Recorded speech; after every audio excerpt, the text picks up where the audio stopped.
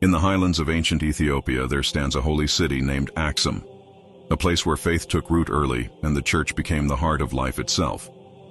Here, generations grew under the sound of prayer, incense, and the sacred echoes of Ge'ez, the language of worship. Among these children was a boy named Yared, quiet, thoughtful, and full of wonder. His journey would not be easy, but in time he would become one of the greatest voices the world has ever known. This is the beginning of his story. Each day the children gathered beneath the shade of a great sycamore tree. Here they learned the sacred Zema, the ancient church chant that rises like prayer itself. They held small wooden books tracing each sound with patience and discipline. For to serve the church, one must first learn to shape the voice of heaven. But for young Yared, the lessons were difficult. Read with patience, Yared. Each letter holds its own blessing. Yes, Abba, I will. Good. Let the words settle in your heart before they leave your lips. I understand. The chant required breath, control, devotion, and his voice trembled under its weight.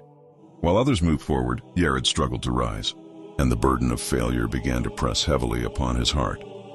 One day, as the lesson continued beneath the sycamore's shade, Yared's voice broke again.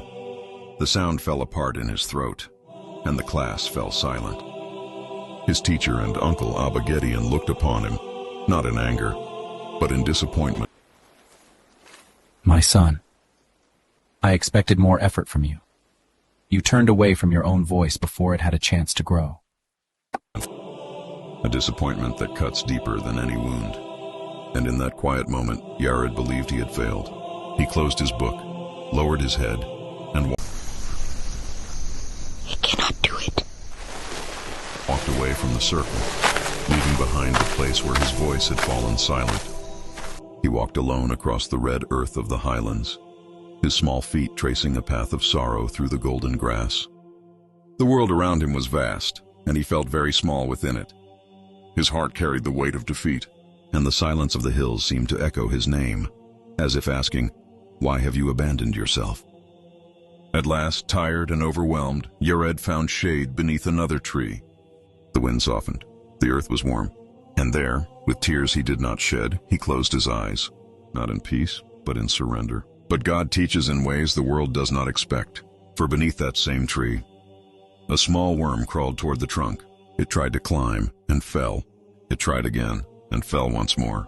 6 times the earth received it. 6 times it rose to try again. And Yared watched, as though the world had become still.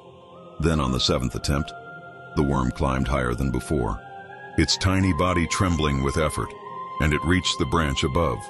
It had succeeded, not because it was strong, but because it refused to surrender. In that quiet, sacred moment, something awakened within Yared. He breathed deep. The worm did not give up, then neither will. And understood. If the smallest of God's creatures could rise after falling, then so could he. Strength returned to his heart, not loud, not proud, but true, and so the boy rose and walked back toward the sycamore tree, back toward his teacher, back toward his calling. This was not the end of his struggle. It was the beginning of his greatness.